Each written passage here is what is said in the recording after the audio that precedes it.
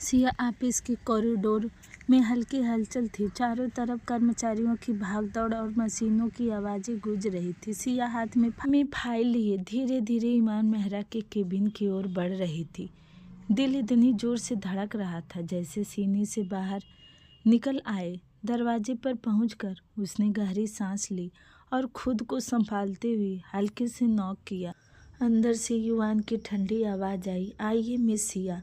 सिया ने दरवाज़ा खोला तो सामने वही शख्स बैठा था जिसकी नज़रों में शक्ति और आत्मविश्वास दोनों झलकते थे। उसने सिया की ओर देखा, फिर सामने की फाइलों पर नज़र डालते हुए बोला, बोलिए। सिया ने कांपते आवाज़ में कहा, मुझे आपसे 25 लाख रुपए का लोन चाहिए सर। युवान ने सिर उठाया। उसकी भूरी आंखों में आश्चर्य और चिढ़ दोनों थे। 25 लाख? आपको अंदाज़ा है मिस सिया, ये कोई छोटी रकम नहीं है। सिया ने नज़रें झुकाई। मुझे पता है सर, लेकिन मेरी बहन अंजू की शादी है, सब कुछ तय हो चुका है। मगर वर पक्ष ने अचानक कार और कुछ गहनों की मांग रख दी है। अगर 2 दिन में पैसे नहीं जुटे तो शादी टूट जाएगी। युवान खिड़की के पास जाकर खड़ा हो गया। बाहर बारिश हो रही थी और शीशे पर गिरती बूंदों की आवाज़ कमरे की खामोशी को गहरा कर रही थी। उसने धीरे से कहा, और मैं क्यों दूं तुम्हें 25 लाख रुपए? सिया की आंखें भर आईं।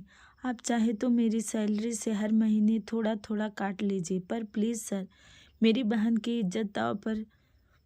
युवान ने उसकी ओर देखा। चेहरे पर ना तंज था ना नरमी, बस ठंडापन।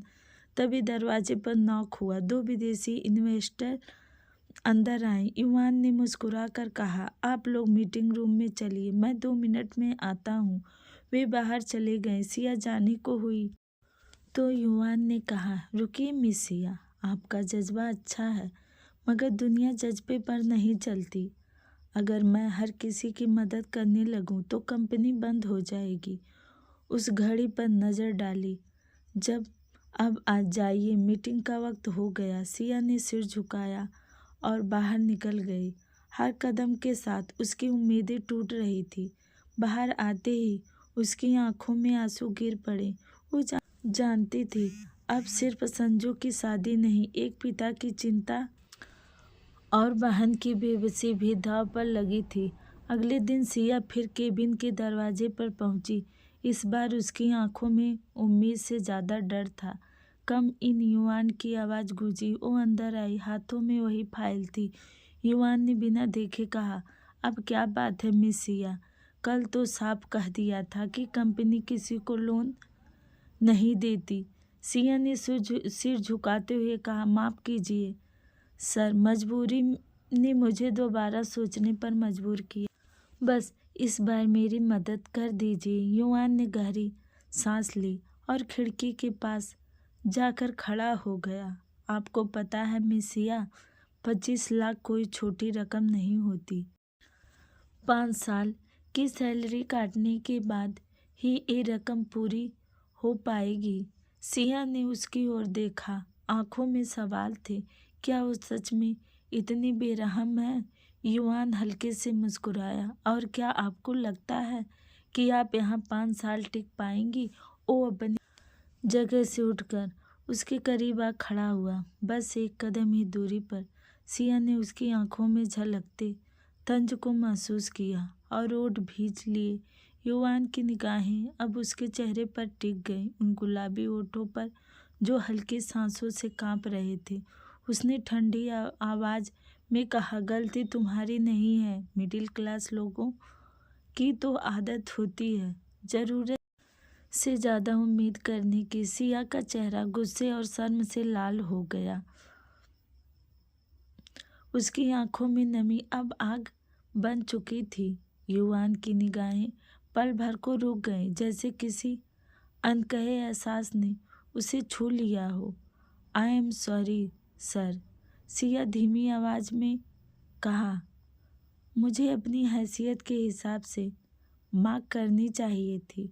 वो पीछे हटी। तभी उसके दुपट्टे की किनारी युवान के जूते में फंस गई। हटाने की कोशिश में उसकी स्लीव फट गई। सिया ने अपने खुले बाजू को अपने हाथ से ढक लिया। उसकी आंखों में शर्म और घबराहट थी। युवान कुछ कह पाता इससे पहले दोनों का संतुलन बिगड़ा और वो एक दूसरे के साथ जमीन पर गिर पड़े। सिया की हल्की चीखें कमरे में गूंज गई। युवान उसके ऊपर था। उसकी सांसें सिया की गर्दन को छू रही थी। सिया सिहर उठी। युवान के चेहरे पर अजीब सी खामोशी थी, जैसे वो खुद को रोक नहीं पा रहा हो। सर प्लीज, सिया ने घबरा कर कहा। युवान को होश आया। वो तुरंत पीछे हटा। तभी दरवाजे की आवाज़ आई। दोनों पलटे। सामने इन्वेस्टर खड़े थे। कमरे में सन्नाटा छा गया। विदेशी महिला मुस्कुराई। ओह सॉरी, शायद हम गलत वक्त पर आ गए। युवान झट से खड़ा हुआ। सिया ने जल्दी से अपना दुपट्टा ठीक किया। विदेशी आदमी बोला, मिस्टर मेहरा, क्या ये आपकी वाइफ है?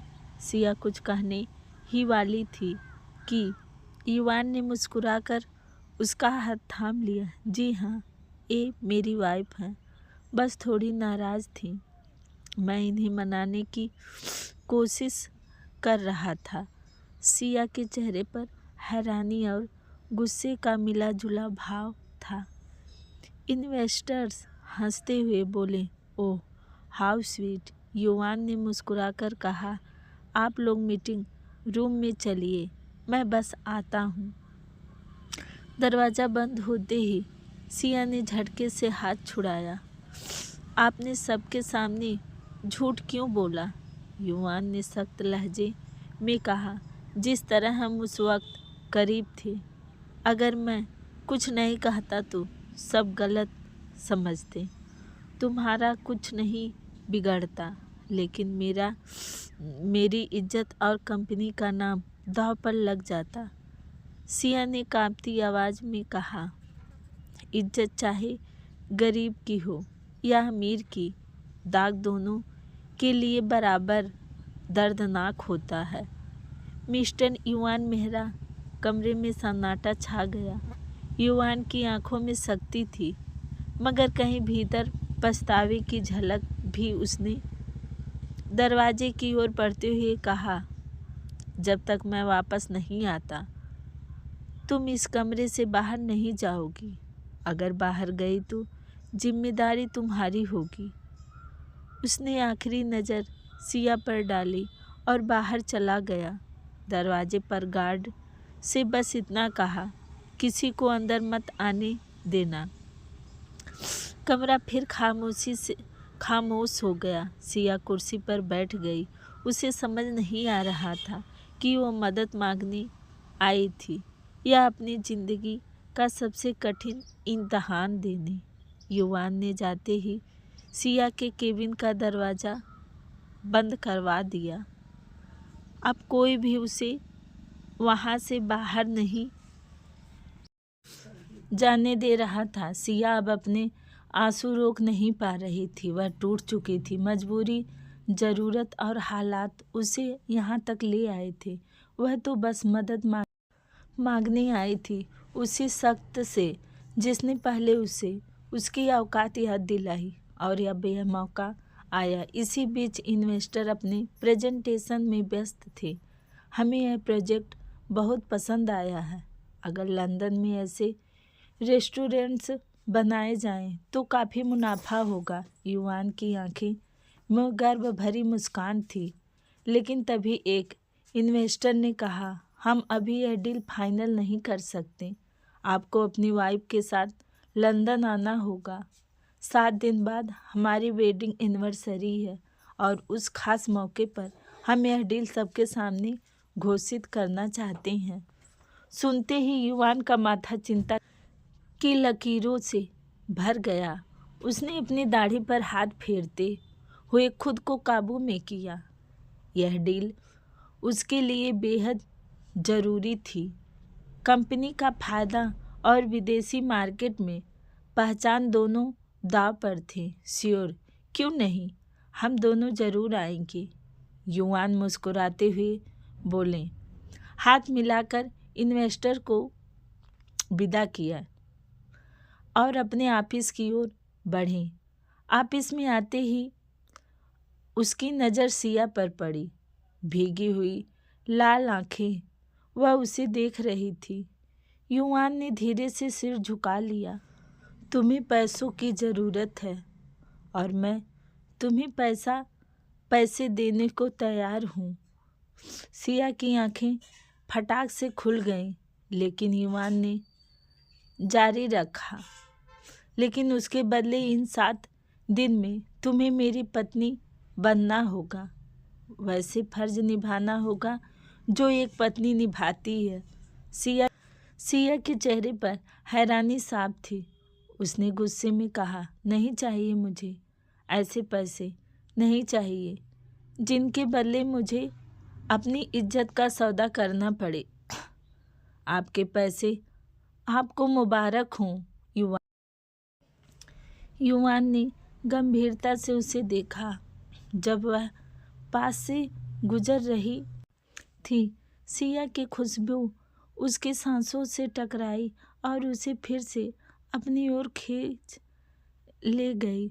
उसने माथे पर हाथ फेरते हुए खुद को संभाला। यह लड़की, उसकी मौजूदगी, उसकी महक उसे मजबूर कर रही थी। उसे उसकी नज़दीकी चाहिए थी, लेकिन दिमाग उलझा हुआ था और बिजनेस डील खोना भी मंजूर नहीं था। सिया अपने घर लौट गई। ऑफिस में जो कुछ हुआ था उसके बाद वह वहाँ एक पल भी नहीं रुकना चाहती थी। घर में कदम रखते ही उसकी माँ की चीखें कानों में गूंजी। सिया दौड़ी और जो मंजर उसने देखा उससे उसका दिल थम गया। उसकी बहन अंजू पेट्रोल डालकर माचिस हाथ में लिए खड़ी थी। पिता बेबस होकर सिर झुकाए रो रहे थे और माँ चीखती हुई रोक रही थी। क्या हो रहा है? सिया चीखी। अंजू बुरी तरह रोते हुए बोली, दीदी, अगर कल तक गाड़ी और कारोबार के पैसे नहीं दिए तो बारात वापस चली जाएगी। मैं उससे बहुत प्यार करती हूँ, उसके बिना नहीं रह सकती। अगर बारात गई तो मैं मर जाऊंगी। सिया की आंखों से आंसू बह निकले। बहन के हाथ में माचिस, पिता का बेबस चेहरा और माँ की गुहार, सब देखकर वह एक निर्णय पर आ चुकी थी। वह दौड़ी, माचिस अंजू के हाथ से छीन ली और रोते हुए बोली, पैसे हैं, पैसे का इंतजाम हो गया है। सबने हैरानी से देखा। सिया ने कहा, हाँ मम्मा पापा, पैसे हैं। मैंने अपनी कंपनी से लोन मांगा था। हमारे सर बहुत अच्छे हैं, उन्होंने मंजूर कर लिया है और अगले प्रोजेक्ट के लिए मुझे टूर पर भी ले जाएंगे। बाकी लोन की रकम मेरी तनख्वाह से काट ली जाएगी। आप लोग परेशान मत हों, सब ठीक हो जाएगा। सिया ने अपनी कांपती आवाज़ पर काबू पाते हुए मुश्किल से मुस्कुराया। अंजू उसके सीने से लगकर जोर जोर से रोने लगी। पिता की आंखों में राहत और माँ की आंखों में आंसू थे। सिया ने अपने आंसू पोंछे, लेकिन उसकी माँ को ना जाने क्यों उसकी उदास आंखें देखकर कुछ सही नहीं लगा। तू ठीक है ना बेटा? माँ ने चिंता से पूछा। सिया ने मुस्कुराकर कहा, हाँ मम्मा, मैं बस एक फाइल घर भूल गई थी, वही लेने आई थी। आप चुप रहिए, अंजू को संभालिए, मैं शाम तक वापस आ जाऊंगी। उसने अंजू के आंसू पूछे, उसे गले लगाया और अपने कमरे की ओर बढ़ गई। माँ की नज़रों से बचते हुए उसने बैग से एक छोटा सा शीशी जैसी बोतल निकाली और उसे अपने पर्स में रख लिया। कमरे से बाहर निकलते वक्त उसकी चाल में एक अजीब सा बोझ था, जैसे वो बहुत दूर से चलकर आई हो और अब बस थक गई हो। आँखों में आंसू मोतियों की तरह गिरते रहें। ऑफिस पहुंचकर उसने दरवाज़ा खटखटाया। उसके हाथ काँप रहे थे, दिल में बार बार वही शब्द गूंज रहे थे, 7 दिनों के लिए मेरी पत्नी बनो। वो लम्हा उसके लिए किसी सजा से कम नहीं था। अंदर से आवाज़ आई, यस कम इन। वो आवाज़ वही थी जिसने उसकी सारी नींदें छीन ली थी। युवान की सिया सिर झुकाए अंदर आई और उसकी टेबल के पास जाकर खड़ी हो गई। युवान की आंखों में जीत का गर्व था और उसे देखना सिया के लिए बेहद मुश्किल था। उसने नज़रें झुका ली और अटकती हुई आवाज़ में कहा, मैं तैयार हूँ। मुझे आपकी शर्त मंजूर है। ईवान के चेहरे पर हल्की मुस्कान आई, आधी तंज आधी हैरानी।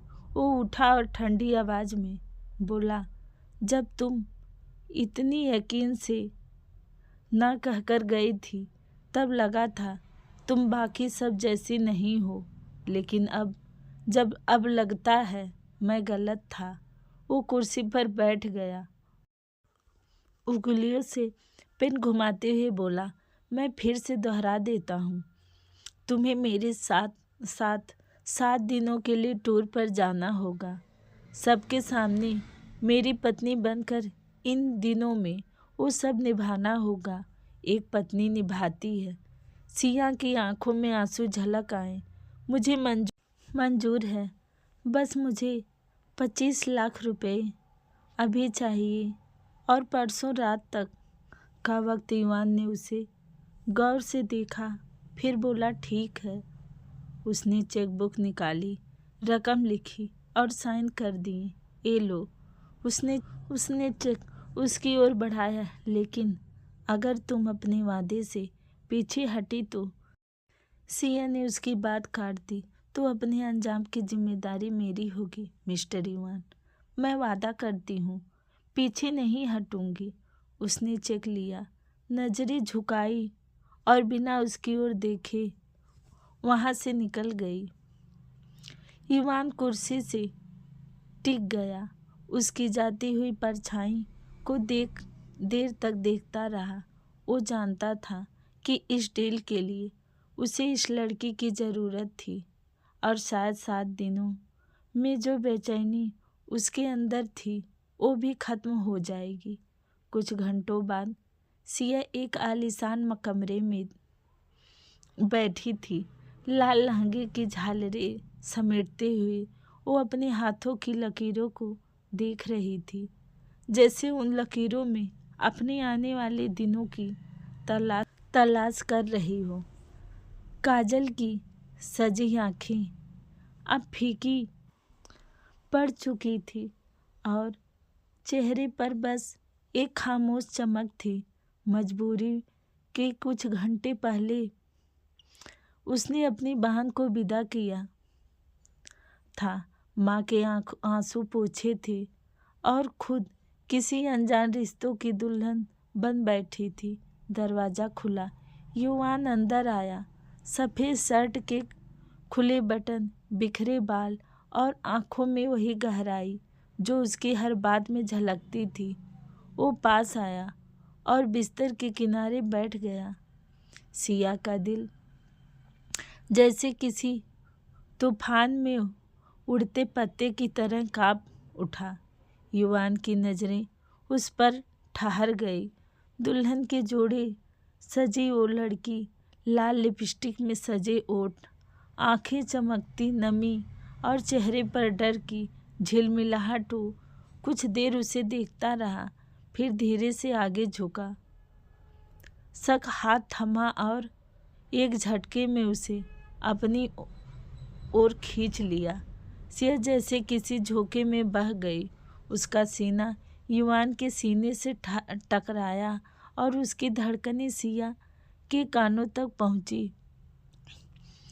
तुम जानती हो ना कि तुम कितनी खूबसूरत हो, युवान ने उसकी आंखों में झांकते हुए कहा। तुम्हें देखते ही मेरे अंदर कुछ पिघलने लगता है। उसने अपना चेहरा उसकी गर्दन के करीब लाया। उसकी गर्म सांसें सिया की त्वचा से टकराई और एक कंपी उसके बदन में दौड़ गई। प्लीज़ दूर रहिए, सिया ने कांपते आवाज में कहा। सिया ने अपने कांपते हाथों से युवान के कंधों पर हाथ रखा और खुद को छुड़ाने की कोशिश की, लेकिन उसकी पकड़ ढीली नहीं हुई। वो जानती थी कि वह वही शख्स है जिससे उसने एक शर्त पर रिश्ता बनाया था और उस शर्त में यह हक भी शामिल था। युवान ने उसकी आंखों में झांकते हुए कहा, जब तुमने इस रिश्ते की शर्तें मान ली थी तो अब तुम पीछे नहीं हट सकती। तुम्हें अपना वादा निभाना होगा। सिया की पलकों पर एक नमी सी तैर गई। अगले ही पल उसने खुद को बिस्तर पर गिरा हुआ पाया। युवान का चेहरा उसके करीब झुक आया। उसकी आंखों में चाहत की आग थी और लहजे में एक अजीब सी खामोशी। तुमसे पहले किसी ने मुझे इस तरह अपनी ओर खींचा नहीं। सिया, तुम अलग हो। तुम्हारे अंदर कुछ ऐसा है जो मुझे रोक नहीं पाता। वो झुककर उसके चेहरे को अपने ओठों से छूने लगा। सिया ने अपनी आंखें बंद कर ली। उसकी सांसें तेज थी। दिल बेकाबू हो रहा था जब उसने खुद ही इस रिश्ते को स्वीकार किया था, तो अब इस नज़दीकी से इनकार भी कैसे करती। उसने खुद को हालात के हवाले कर दिया। कमरे में कुछ देर बाद सन्नाटा छा गया। सुबह युवान की नींद खुली तो उसने देखा ड्रेसिंग टेबल के सामने खड़ी सिया अपने भीगे बालों को तौलियों से सुखा रही थी। कल रात की नज़दीकियाँ अब भी उसके जेहन में गूंज रही थी। उसके दिल में एक अजीब सी बेचैनी थी। यह एहसास था या कोई गहरा जुड़ाव, वह खुद नहीं समझ पा रहा था। उसकी नज़रें सिया के भीगे बालों और कोमल चेहरों पर टिक गई। सिया ने उसकी नज़रों की तपिश महसूस की और पलटकर देखा। वो उसे ऐसे देख रहा था जैसे फिर से सब दोहराना चाहता हो। सिया के गालों पर हल्की लाली उतर आई। कल रात के लम्हे जैसे उसकी आंखों के सामने घूमने लगे। उसने नज़रें झुका ली, लेकिन उसकी पलकें और ओठ सब कुछ बयां कर रहे थे। मैं तैयार हो रही हूँ, उसने धीमी आवाज़ में कहा। युवान ने कुछ नहीं कहा, बस बिस्तर से उठा और बाथरूम की तरफ चला गया। दरवाज़ा बंद हुआ तो सिया ने आईने में खुद को देखा। क्यों भूल गई मैं किसी और की हूँ, वो बुदबुदाई और आँखों की नमी पोंछी। उसने हल्की गुलाबी लिपस्टिक लगाई, बाल बांधे और बस इतनी सी तैयारी में भी बेहद खूबसूरत लग रही थी। वो बिस्तर के किनारे बैठकर युवान का इंतज़ार करने लगी। जैसे ही वह बाहर आया, सिया की नज़रें उस पर ठहर गईं। वाकई युवान रूप और आकर्षण का जीता जागता सबूत था। सिया का दिल जोर जोर से धड़क उठा और उसने शर्माते हुए नज़रें झुका ली। मेरे ख्याल से तुमने इस शादी को ज़्यादा सीरियसली नहीं लिया, युवान ने आईने के सामने खड़े होकर घड़ी पहनते हुए ठंडे लहजे में कहा। पत्नी होने की जिम्मेदारियों में यह बात भी आती है कि तुम मेरे लिए नाश्ता बनाओ, मेरे कपड़े पैक करो, ना कि यूँ आईने के सामने बैठी रहो।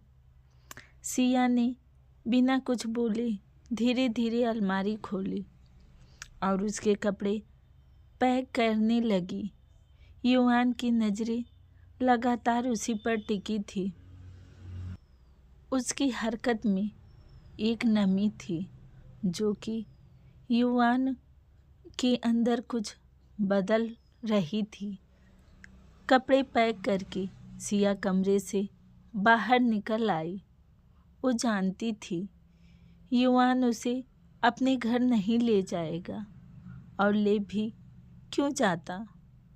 वो तो सिर्फ 7 दिनों की उसकी पत्नी थी, लेकिन फिर भी दिल बार बार सवाल करता, जब सब पता था तब भी यह दर्द क्यों है। उस बड़े से फार्म हाउस में उनके अलावा कोई नहीं था।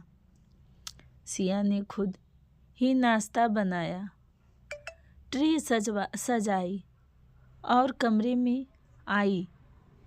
युवान एक तरफ खड़ा मोबाइल में व्यस्त था। नाश्ता तैयार है, सिया ने शांत स्वर में कहा। युवान ने फ़ोन रखे बिना जवाब दिया। तैयार हो जाओ, आधे घंटे बाद फ्लाइट है। सिया ने सिर हिलाया और बोली, मैं तैयार हूँ। युवान ने उसकी ओर नज़र डाली, सिर से पैर तक देखा और कहा, इस हुलिया में जाओगी? मेरे साथ? याद रखना, तुम युवान मेहरा की पत्नी हो, इस शहर के सबसे चर्चित बिजनेसमैन की पत्नी। चाहे सिर्फ 7 दिनों के लिए ही सही। इन 7 दिनों में तुम सिंपल कपड़े नहीं पहनोगी, क्योंकि यह मेरे स्टेटस के लायक नहीं है। उसका लहजा सामान्य था, लेकिन सिया को लगा जैसे उसने उसके आत्मसम्मान पर चोट की हो।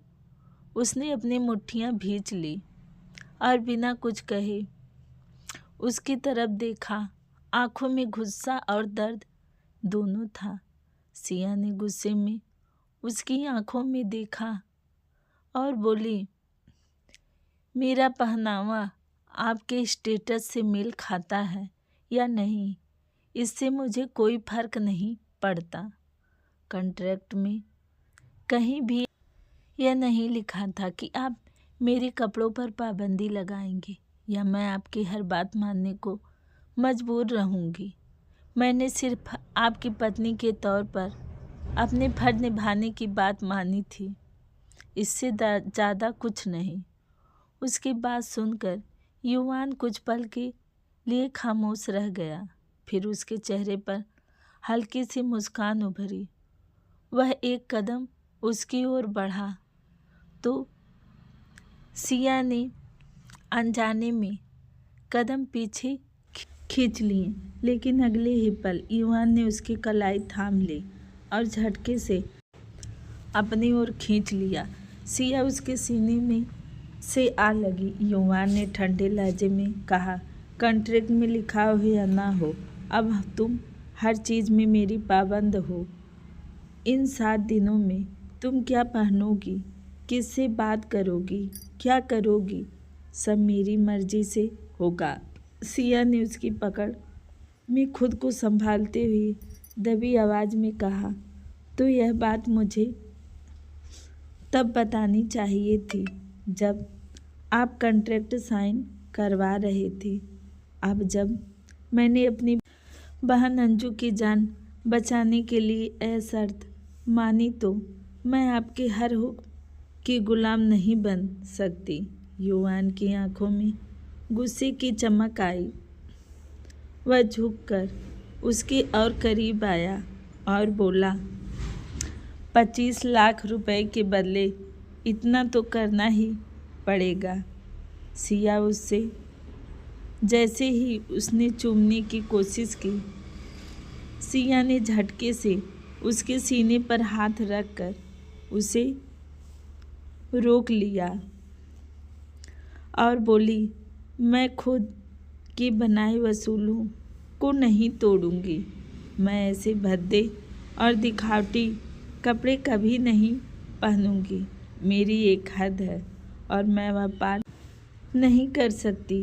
उसकी आंखें नम हो चुकी थी मगर लहजा सख्त था। युवान ने दांत भींचे और उससे दूर हट गया। कुछ कदम चला, फिर पलटा और उसकी ढोड़ी पकड़कर बोला, आज के बाद मुझे मेरे नाम से मत पुकारना।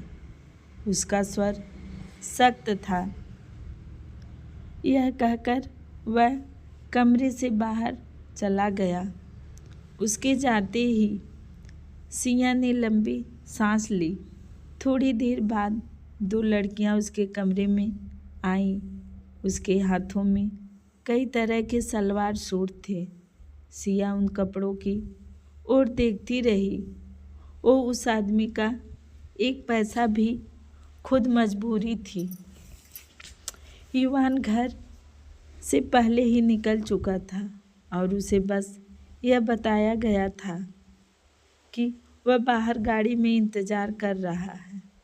सिया ने मन मार कर हल्के गुलाबी रंग का सूट पहना। उन लड़कियों ने उसके बाल संवारे और हल्का सा मेकअप किया। सिया आईने के सामने खड़ी थी।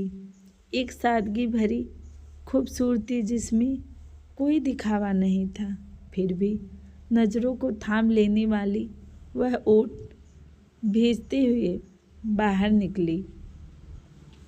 युवान गाड़ी में बैठा था, हाथ में फ़ोन और आँखों में झुलझुलाहट। उसे इंतज़ार करना पसंद नहीं था। वह दरवाज़ा खोलने ही वाला था कि उसकी नज़र दरवाजे से बाहर आती सिया पर पड़ी। उसके कदम थम गए, जैसे किसी खूबसूरत नज़ारे को देखकर आंखें ठहर जाती हैं, वैसे ही सिया को देखकर ठहर गया। गुलाबी रंग उस पर यूं खिल रहा था जैसे उसके लिए ही बना हो। युवान की सांसें कुछ पल को थम सी गईं।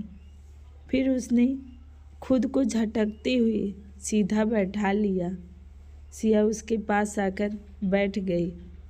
उसने एक पल के लिए उसे देखा। सफ़ेद शर्ट में गाड़ी की खिड़की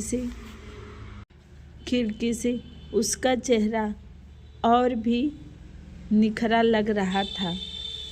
सिया के मन में अनजाने ही ख्याल आया, सफ़ेद रंग जैसे उसी के लिए बना हो। और उधर युवान सोच रहा था, गुलाबी रंग तो शायद इसी लड़की के लिए बना हो। दोनों ने यह बात एक दूसरे से नहीं कही, लेकिन मन ही मन दोनों मुस्कुरा दिए। थोड़ी देर बाद सिया ने धीमी आवाज़ में कहा, आप आगे मेरे लिए इतने महंगे कपड़ों का इंतज़ाम मत कीजिएगा। मेरे पास कुछ कपड़े हैं जिनमें मैं भले आपके रुतबे के बराबर ना लगूं, पर शर्मिंदगी का कारण भी नहीं बनूंगी। युवान ने हैरानी से उसे देखा। उसकी जगह कोई और लड़की होती तो शायद यही मौका पाकर महंगी चीज़ों की फरमाइश कर देती, लेकिन सिया अलग थी। उसकी सादगी में एक अजीब सा गर्व था। युवान ने मुस्कुराकर कहा, यह मेरी तरफ से कोई एहसान नहीं है सिया। मैं नहीं चाहता कि लोग कहें युवान की पत्नी किसी से कम है। मैं किसी को यह मौका नहीं दूंगा कि वो मेरे नाम पर उंगली उठाए, चाहे तुम सिर्फ 7 दिनों के लिए ही मेरी पत्नी क्यों ना हो। सिया ने बात काट दी। जानती हूँ, बार बार बताने की ज़रूरत नहीं।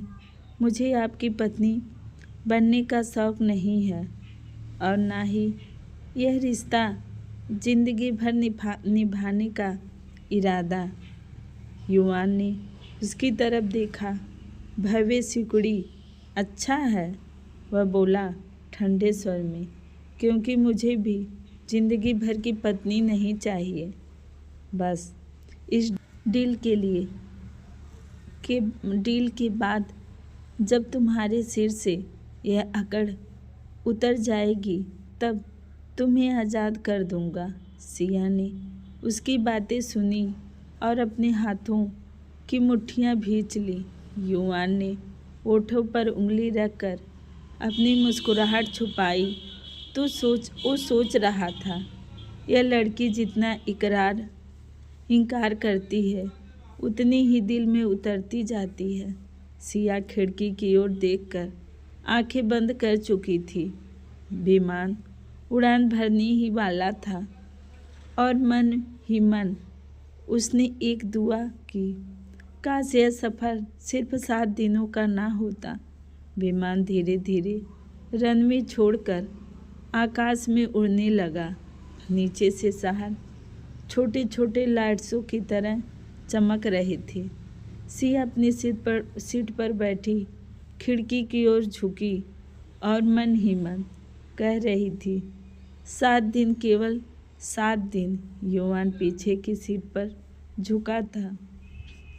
उसकी नज़रें लगातार सिया पर टिकी थी। उसका चेहरा ठंडा और गंभीर था, लेकिन आँखों में हल्की गर्माहट और बेचैनी झलक रही थी। सिया ने गहरी सांस ली और सोच रही थी, क्यों उसकी धड़कनें इतनी तेज हैं और यह अजीब बेचैनी क्यों है? क्या यह यात्रा का उत्साह है या युवान के करीब होने का असर? वह समझ नहीं पा रही थी। युवान ने धीरे कहा, सिया चिंता मत करो, सिर्फ 7 दिन, उस दौरान तुम मेरी सिया हो और बाकी सब तुम्हारे इरादों पर है। सिया ने सिर हिलाकर जवाब दिया, मुझे पता है, पर यह सब मेरे लिए नया है। मैं अब भी सोच रही हूँ कि मैंने यह रास्ता क्यों चुना। युवान ने मुस्कुराते हुए कहा, तुमने चुना है यह रास्ता, कठिन है, लेकिन इन 7 दिनों में तुम्हें मेरी दुनिया का हिस्सा दिखेगा और पता चलेगा कि मैं किस तरह का इंसान हूँ। सिया ने नज़रें झुका ली। उसके भीतर डर, उत्सुकता और आकर्षण की मिली जुली भावना थी। विमान क्लाउड्स को छूते हुए ऊंचाई बढ़ा रहा था। नीचे की दुनिया छोटे बिंदुओं में बदल रही थी। सिया ने खिड़की पर हाथ रखकर कहा, 7 दिन मुझे खुद को संभालना होगा। युवान ने पीछे से उसकी तरफ देखा। आंखों में वह चमक थी जो किसी खेल में जीत की उम्मीद बताती है। वह जानता था कि इन 7 दिनों में सिया केवल शर्तों वाली पत्नी नहीं होगी, बल्कि दिल की भी कुछ डीलें होंगी। सिया ने डायरी निकाली और नोट्स लिखने लगी। हर पन्ने पर डर, हिम्मत और अपनी सीमाओं का हिसाब लिखा। युवान ने देखा और सोचा, यह लड़की अलग है। इतनी मजबूती और सादगी उसके भीतर कैसे है? विमान की लाइट्स धीरे धीरे लंदन की रोशनी में बदल रही थी। शहर के ऊपर उतरते हुए सिया ने सीट बेल्ट कसकर बांधी। उसका दिल तेजी से धड़क रहा था। उसे पता था कि यह सिर्फ शुरुआत है। 7 दिनों में वह न केवल युवान की दुनिया देखेगी, बल्कि अपने दिल और ख्वाबों का भी सामना करेगी। युवान ने उसकी तरफ देखा और सिर्फ एक बार मुस्कुराया। मुस्कान सिया के दिल में हल्की गर्माहट छोड़ गई। यात्रा के दौरान सिया ने युवान की बाह को आरामदायक तकिया बनाकर आंखें बंद रखी। युवान ने उसे सहलाते हुए शांत किया। जब प्लेन जमीन पर उतरा, सिया उत्साह से चारों ओर देखने लगी। मिस्टर रॉबिन और उसकी बेटी रीना उनका स्वागत करने आए थे। वे सब उनके घर की लिविंग रूम में बैठकर कॉफ़ी पी रहे थे। युवान ने उन्हें रुकने से मना किया था, पर उन्होंने जोर देकर दिया। रीना ने उत्सुकता से पूछा, क्या आपकी शादी लव मैरिज है? सिया और युवान ने साथ साथ जवाब दिया, हमारी पसंद की शादी हुई है। युवान ने गुस्से में दांत पीसे और सिया को घूरा, जिसे देखकर सिया ने शर्म से सिर झुका लिया। उसने बताया कि वह कॉलेज के दिनों से युवान को जानती थी और तभी से उसके दिल में जगह बना चुकी थी। युवान ने गहराई से कहा, क्या तुम मुझसे प्यार करती हो? और क्या प्यार आज भी तक कम नहीं हुआ? सिया ने हल्की मुस्कान के साथ जवाब दिया, मैं आज भी पहले दिन जितना ही बेइंतहा प्यार करती हूँ। सिया ने सिर झुकाकर गंभीरता से कहा। युवान ने पकड़ उसकी कमर पर और मजबूत हो गई। वह जानता था कि यह इजहार केवल वक्त की ज़रूरत था, सच नहीं था, यह हकीकत नहीं थी। फिर भी उसकी धड़कनें तेज हो गई थीं। अब मेरा ख्याल है कि हमें बातें ख़त्म करनी चाहिए। काफ़ी देर हो गई है। हमें जाकर आप लोग आराम करें, सुबह मुलाकात होगी। मिस्टर रॉबिन ने समय का ध्यान रखते हुए अपनी जगह से उठते हुए कहा। युवान ने हाँ में सिर हिलाया। वे सब नौकरों के पीछे चलते हुए गेट्स रूम तक पहुँचे। कमरे में आते ही सिया ने गहरी सांस ली। उसने कमरे पर एक नज़र डाली और वॉशरूम की तरफ बढ़ी ही थी कि युवान ने उसकी कलाई पकड़कर उसे दीवार से सटा दिया। सिया डर के मारे उसकी ओर देखने लगी। युवान गुस्से में दांत पीसते हुए गुर्राया, तुम्हारी वजह से अभी उन्हें शक हो जाता कि हम कॉन्ट्रैक्ट कपल हैं। मेरी कोई गलती नहीं है। आप पहले बता देते कि ऐसे सवाल भी पूछे जा सकते हैं, मैं खुद को तैयार रखती। सिया ने अपना हाथ उसकी गिरफ्त से आज़ाद कराने की कोशिश करते हुए गंभीर स्वर में कहा। युवान के चेहरे के तने अचानक ढीली पड़ गईं। उसने सिया की झील जैसी आंखों में देखा और धीमे लहजे में पूछा, तुमने कहा तुम मुझसे प्यार करती हो? सिया का विरोध करने का मन हुआ, पर दिल तेजी से धड़कने लगा।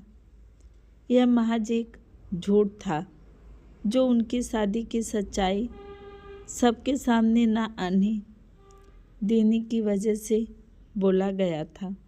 सिया ने उसकी नज़रों से नज़रें चुराते हुए कहा। युवान ने अपना जवाब छोड़ दिया। उसका जवाब दिल में किसी सुई की तरह चुप गया। आज़ाद कर देने के बाद भी सिया उसके घेरे में खड़ी रही। आपने भी तो इजहार किया था, उसने धीरे से कहा। युवान ने कुछ नहीं कहा, सिर्फ अपने आप को कमरे के एक कोने में ढक लिया और ज़मीन पर लेट गया।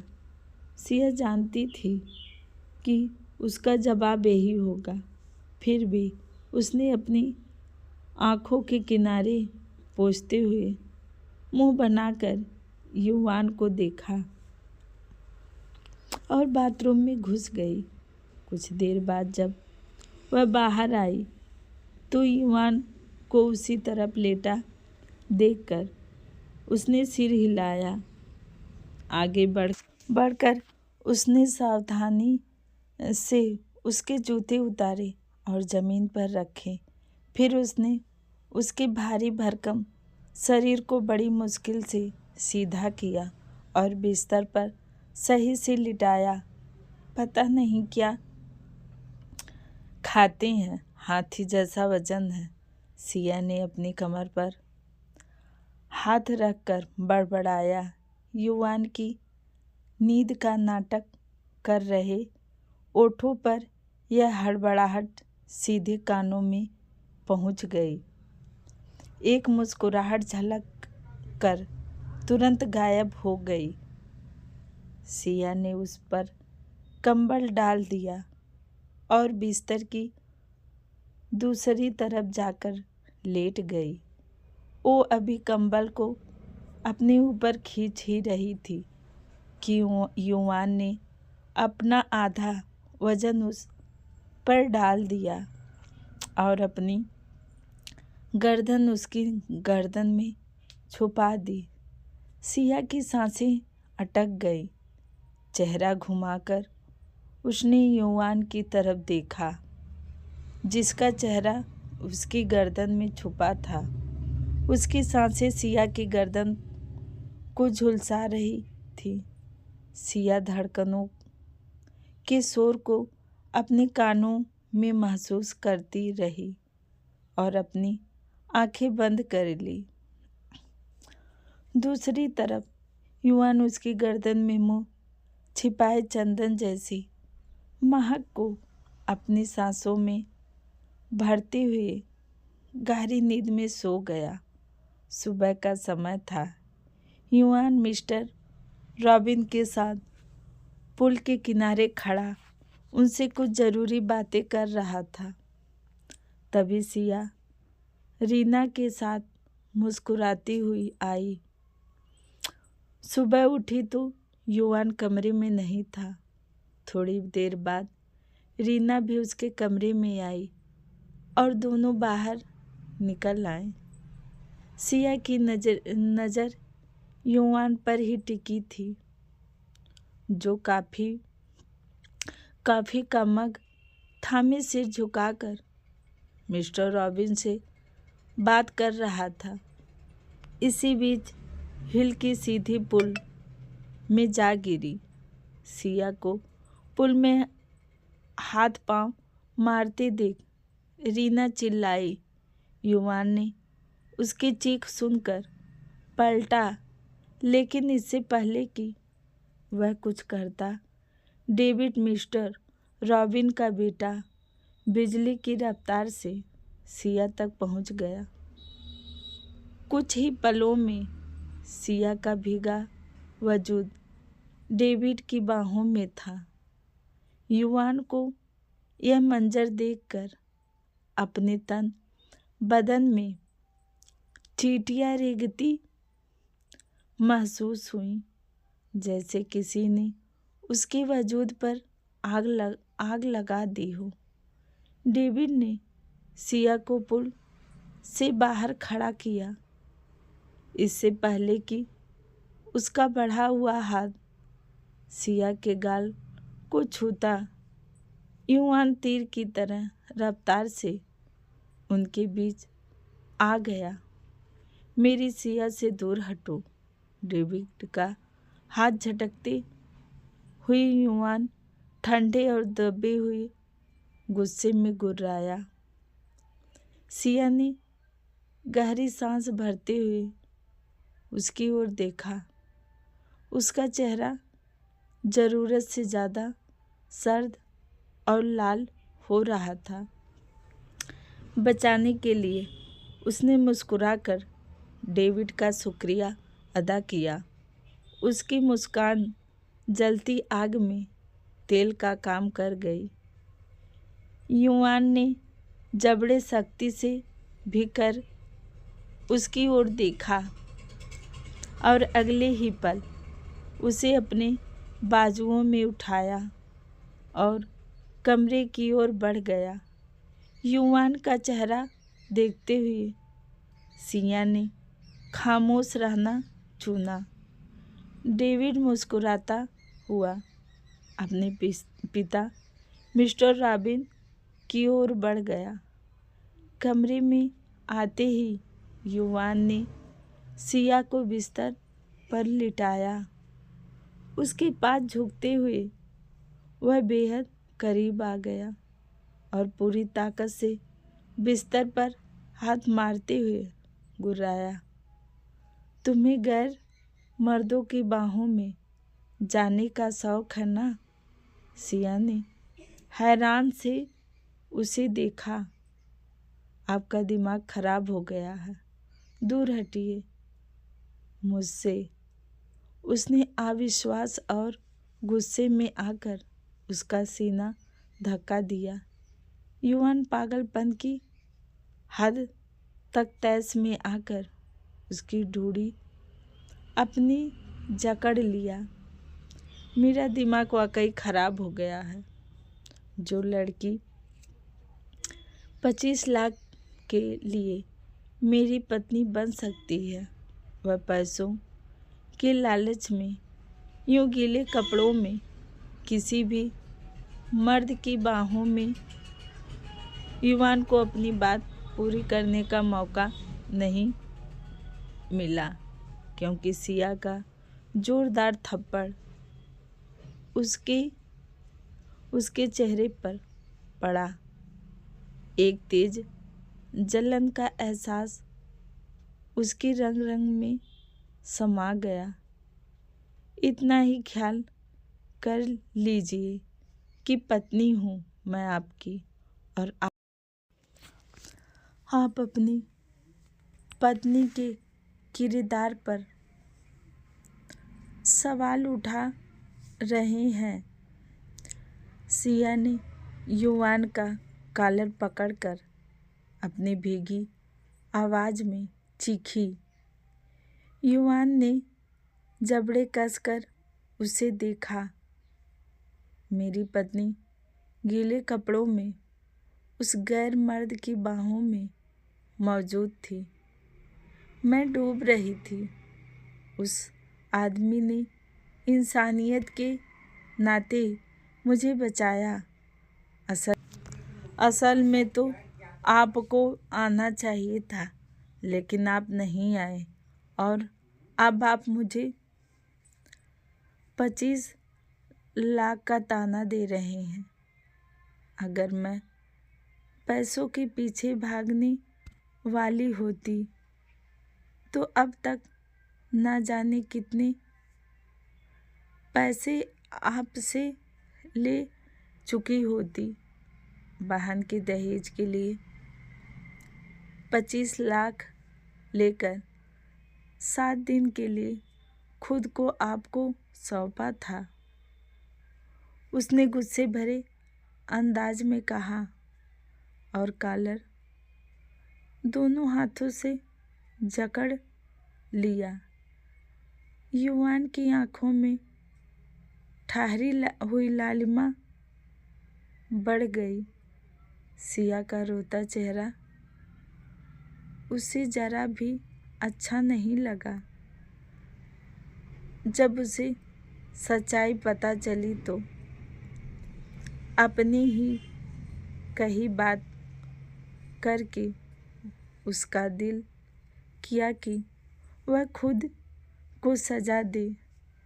सिया ने अपने हाथों से कॉलर कॉलर छुड़ाया और तेज कदमों से कमरे से बाहर निकल गई।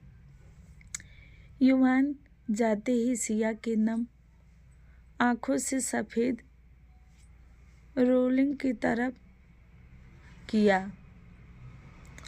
उस आदमी का हर ताना, हर बात तीर की तरह उसके दिल पर लग रही थी। क्यों उसका दिल उस सख्त के लिए धड़कता था? शायद इसलिए कि थोड़ी बहुत पसंद शादी के बाद और ज़्यादा गहरी हो गई थी। कहीं ना कहीं वह चाहती थी कि वह सख्त के साथ सारी उम्र पत्नी बनकर रहे। सिया की आंखों से आंसू झरने की तरह बहते हुए उसके बालों में समा रहे थे। आईनों के सामने खड़ा युवान बालों में ब्रश फेर रहा था।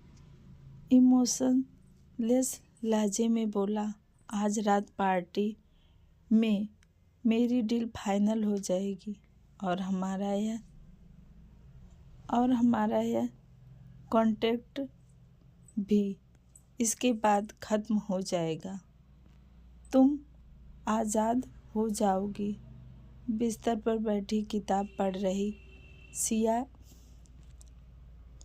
सिया के पन्ना पलटने वाला हाथ ठहर गया। उसकी आँखें तेजी से नम हुई। अपनी गीली आँखों को युवान से छिपाने के लिए उसने किताबों पर ध्यान केंद्रित कर लिया। बहुत खुश होगी तुम। आज जिस सख्त से बात करना भी ज़रूरी नहीं समझती, उसकी नज़दीकी से आज़ादी मिल रही है तुम्हें। युवान ने आईने में दिखते हुए उसके वजूद को देखते हुए जले हुए लहजे में कहा। सिया ने आंसुओं का घूंट पीकर मुस्कुराते हुए कहा, हाँ मैं बहुत खुश हूँ। अब आखिरकार मैं आज़ाद हूँ। युवान ने उसकी उस मुस्कुराहट को सुलगती नज़रों से देखा। जाओ फिर तैयार हो जाओ, आज तुम्हारा दिन है आज़ादी का। उसने आखिरी शब्द चबा कर कहा। सिया ने सहमति से सिर हिलाया और बाथरूम में जाकर बंद हो गई। अब वह और ज़्यादा देर तक अपने आंसुओं को रोक नहीं सकती थी।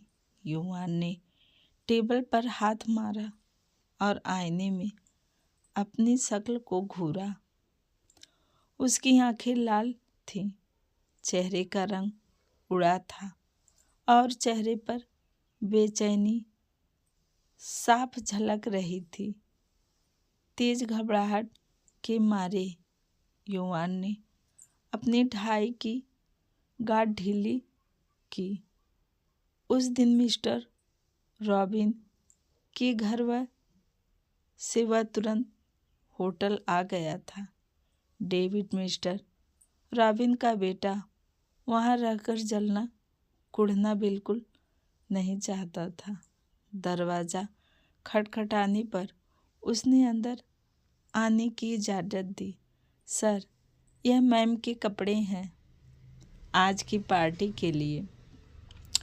उन्हें इनमें से कोई भी चुनना होगा, उसके पर्सनल सेक्रेटरी ने कहा। युवान ने एक नज़र कपड़ों पर डाला। गाउन और छोटे कपड़े थे। मेरी पत्नी इस तरह के कपड़े कभी नहीं पहनेगी। मैंने तुम्हें पहले ही चेतावनी दी थी, फिर तुम यह सब क्यों लाए? युवान ने मिठियाँ बनाकर सेक्रेटरी पर गरजते हुए कहा। सर, अभी यही अवेलेबल है। वेस्टर्न ड्रेस यहाँ नहीं है और आपकी पार्टी में भी देर हो रही है। इसी में से काम चला लेते हैं। सेक्रेटरी ने माफ़ी मांगते हुए कहा, चाहे कितनी देर क्यों ना हो जाए। मेरी पत्नी बेबुनियाद कपड़े कभी नहीं पहनेगी। जाओ और जाकर वही लाओ जो लाने को कहा था, युवान ने ठंडे लहजे में हुक्म दिया। वॉशरूम के दरवाजे से लगी खड़ी सिया की दुनिया इस बात से उलट पलट हो गई। सिया के होठों पर मुस्कुराहट ठहर गई। उसकी आंखें भी खुशी से मुस्कुरा उठी। काश वो आदमी बस इतना कह दे कि हमारे बीच कोई समझौता नहीं है। वह मेरा पति है और मैं उसकी पत्नी। उनका रिश्ता महज कुछ दिनों का नहीं, जिंदगी भर का है। कुछ ही देर में युवान के कहे अनुसार पारंपरिक भारतीय पोशाक उसके बिस्तर पर मौजूद थे। सादगी से भरी सिया बिना युवान की ओर देखे अपने कपड़े चुनने लगी। कपड़े उठाकर सिया वॉशरूम की ओर बढ़ गई। युवान अपने सुलगते दिल को सिगरेट के धुएं से और ज़्यादा जला रहा था। उसने मुट्ठियां भींच ली और गहरी सांस लेकर खुद को शांत करने की कोशिश की। वह होटल की लॉबी में बैठा सिया का इंतज़ार कर रहा था। ब्यूटिशियन के जाने के बाद जब सिया कमरे से बाहर आई तो हवा में वही चंदन सी महक फैल गई जो हमेशा युवान को मदहोश कर देती थी। उस खुशबू को महसूस करते हुए युवान की नज़रें उठाई और उसकी आंखें ठहर गई। गहरे लाल रंग के वेलवेट की ज़मीन पर छूती ड्रेस में हल्के मेकअप में से सजे चेहरे के नाजुक नक्श और खुले बालों के साथ सिया किसी परी से कम नहीं लग रही थी। वह संभल कर उसकी ओर बढ़ रही थी। हवाएं थम सी गईं, शोर कहीं दूर खो गया और उस पल जैसे पूरी दुनिया में सिर्फ वही दो लोग रह गए थे। सिया का हर कदम युवान की धड़कने की रफ्तार बढ़ा रहा था। उसका दिल तेजी से धड़क कर रहा था। अब यह दिल मेरा नहीं सिया का हो चुका है। चलें, सिया, युवान ने कहा, उसकी अट्रैक्शन नज़रों से आहज होकर। सिया ने धीरे से जवाब दिया, हाँ चलिए। उसकी आवाज़ सुनकर युवान होश में आया। उसने अपना हाथ आगे बढ़ाया और सिया का हाथ थाम लिया। दोनों बाहर की ओर बढ़ गए। सिया ने नम निगाहों से अपने हाथों में मौजूद उसके हाथ को देखा। शायद वह उस आदमी का आखिरी स्पर्श था। उसके बाद उनके बीच बस दूरी और जुदाई ही बचनी थी। ऑफिस पार्टी में अपने अंतिम चरण में थी। वहाँ मीडिया वाले को देखकर युवान तो नहीं बल्कि लेकिन सिया जरूर घबरा गई थी। अगर उसके रिश्ते की सच्चाई बाहर आ गई होती तो यह खबर आग की तरह फैल जाती। लेकिन शुक्र था कि वहाँ ऐसा कुछ नहीं हुआ। अब वे दोनों होटल के कमरे में अकेले थे। युवान का रुख कांच की दीवार की तरफ था, जबकि सिया की नज़रें अपने सामने रखे तलाक के कागजों पर जमी थी। साइन कर दो, फिर मेरा सेक्रेटरी तुम्हें एयरपोर्ट छोड़ आएगा। इसके बाद तुम जहाँ चाहो जा सकती हो, युवान ने ठंडी लेकिन सख्त आवाज़ में कहा। उसकी आंखों में लालिमा थी और चेहरे पर बेचैनी फैली हुई थी। मीडिया वालों को पता चल गया होगा कि मैं आपकी पत्नी हूँ, आपको प्रॉब्लम होगी। यह शायद सिया की तरफ से रोकने की आखिरी कोशिश थी। उनकी चिंता मत करो, उन्हें मैं संभाल लूँगा। युवान ने दोनों हाथ पैंट की जेब में डालते हुए कहा। अगर मिस्टर रॉबिन ने मेरे बारे में पूछा तो? सिया ने कांपती आवाज़ में कहा। नहीं पूछेंगे। अब हमारा उनका आमना सामना नहीं होगा। उन्हें बस डील पक्की करनी थी, आगे सब मुझे संभालना है, युवान ने ठंडे लहजे में जवाब दिया। सिया की आंखों से आंसू झलक पड़े। उसने कांपते हाथों से पेन उठाया और कागजों पर साइन कर दिए। फिर उठ खड़ी हुई और बोली, गुड बॉय मिस्टर युवान, आज तो आपका नाम ले सकती हूँ। आखिर आज हमारे इस नकली रिश्ते का आखिरी दिन जो है। सिया तेजी से कमरे से बाहर निकल गई। बाहर खड़ा युवान का सेक्रेटरी उसे एयरपोर्ट की ओर चला गया। युवान ने थके हुए कदमों से दीवार के पास जाकर अपना सिर कांच से टिका लिया। अपने गाल पर कुछ नमी महसूस हुई। उसने अंगुलियों से छुआ, वह आंसू था। क्या मैं रो रहा हूँ? युवान खुद से बुदबुदाया। वह चली गई थी और अब उसे यूं लग रहा था जैसे किसी ने उसके वजूद का हिस्सा उससे दूर चला गया हो। उसने गहरी सांस लेकर खुद को संभालने की कोशिश की, क्योंकि अब तो सांस लेना भी मुश्किल लग रहा था। वह सोफे पर बैठ गया। उस चंदन की खुशबू, वो नशीला स्पर्श, सब जैसे गायब हो गए थे। मैं गलत था, यह वक्त की खुमारी थी। तुम नहीं हो तो लगता है जैसे मैं अगली सांस नहीं ले पाऊंगा। अगर यह खुमारी होती तो तुम्हें किसी और के साथ देखकर जलन महसूस ना होती। मैं तुम्हारे लिए इतना पजेसिव क्यों हूँ? वह खुद से कहता गया। यह खुमारी नहीं, यह मोहब्बत है। बस यह एहसास होते ही युवान तलाक के कागजों की ओर दौड़ा। उसका सिर लगातार ना में हिल रहा था। उसके हाथ कांप रहे थे। उसे पन्ना पलटा तो साइन की जगह कुछ शब्द लिखे थे। मैं साइन नहीं कर सकती। आपसे अलग होना मेरे लिए सजा है। नहीं जानती कब, कैसे और क्यों मैंने अपना दिल आपको दे दिया। मैं लालची नहीं हूँ। मेरी मजबूरी मुझे आपके पास लाई थी, लेकिन अब मैं आपसे बेइंतहा मोहब्बत करती हूँ। आपका साथ शायद मेरे नसीब में नहीं, लेकिन आपका नाम मैं खुद से अलग नहीं कर पाऊंगी। मैं बहुत दूर चली जाऊंगी आपसे, ताकि आपको मेरी परछाई भी ना मिले, लेकिन दिल में से आपको कभी नहीं भुला पाऊंगी। मेरा चेहरा अब शायद जिंदगी में फिर कभी देखने को ना मिलेगा। बेफिक्र रहें। कुछ शब्द लिखे थे और ये शब्द युवान को जैसे नई जिंदगी दे गए। वह पागलों की तरह कमरे से बाहर भागा। एयरपोर्ट के बाहर गाड़ी रोकते हुए अंदर की तरफ भागा। उसकी भूरी लाली आंखें बेचैनी से किसी को तलाश रही थी। सामने से आते हुए अपने सेक्रेटरी को देखते युवान तेजी से उसकी तरफ लगा। सिया कहाँ है? सेक्रेटरी ने गंभीरता से बताया। युवान ने तेज कदमों से वेटिंग एरिया की तरफ बढ़ा। उसकी नज़रें उसे खोज रही थी, लेकिन वह वहाँ नहीं थी। युवान धीरे धीरे अपनी सांसें बंद होती हुई महसूस कर रहा था। वह वहाँ मौजूद स्टाफ की ओर बढ़ा और बोला, मुझे एक बहुत ज़रूरी अनाउंसमेंट करनी है। अगर ज़रा भी देर हुई तो मेरी पत्नी मुझे छोड़कर चली जाएगी। कृपया। यह बहुत सिर झुकाया और अनुमति दे दी। अगले ही पल वह माइक के सामने खड़ा अपनी भीगी आंखों को बाजू से पोंछते हुए उसने कहा, सिया यह एयरपोर्ट के कोने में रो रही थी। युवान की आवाज़ सुनते उसने सिर उठाया, चारों ओर देखा। प्लीज़ वापस आ जाओ, मुझसे गलती हो गई। मुझे तुम्हें खुद से दूर नहीं करना चाहिए। जिसे मोहब्बत हो उसे खुद से दूर करना बेवकूफ़ी होती है, और मैं वह बेवकूफ़ी कर चुका हूँ। मैं जानता हूँ तुम मुझे सुन रही। युवान तुमसे शिद्दत से मोहब्बत करता है। तुमसे पहले जितनी भी लड़की मेरी ज़िंदगी में आई वे सिर्फ दौलत से इम्प्रेस थी, लेकिन तुम वाकई अलग हो। मेरी पत्नी होते भी तुमने कभी कोई ख्वाहिश नहीं कि मैं अपने एहसासों को वक्त की खुमारी समझता रहा। मैं गलत है। यह वक्त खुमारी नहीं, यह मोहब्बत है।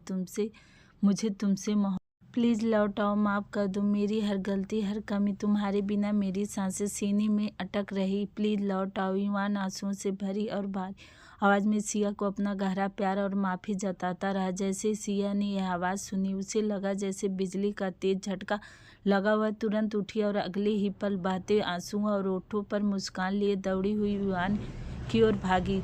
सर, फ्लाइट उड़ान भर चुकी है, वहाँ मौजूद लड़कियों ने मायूस होकर कहा। युवान यह सुनकर निढाल होकर बैठ गया। अपनी जलती आंखों को उंगलियों से मसलते हुए उसने खुद को संभाला। तभी सिया ने हाँफती सांसों के साथ रोते हुए उसे पुकारा। युवान ने पल भर भी देर नहीं की। बिजली की तरह उसकी ओर पलटा। उसे अपने सामने पाकर जैसे सूखी रंगों से फिर से जान आ गई हो। उसने तुरंत सिया को कसकर अपनी बाहों में भर लिया। सिया ने उसकी गर्दन पर बाहें डाल दी, बालों पर। अगर आप सबको हमारी कहानी अच्छी लगी हो तो प्लीज़ हमारे चैनल को लाइक, सब्सक्राइब एंड शेयर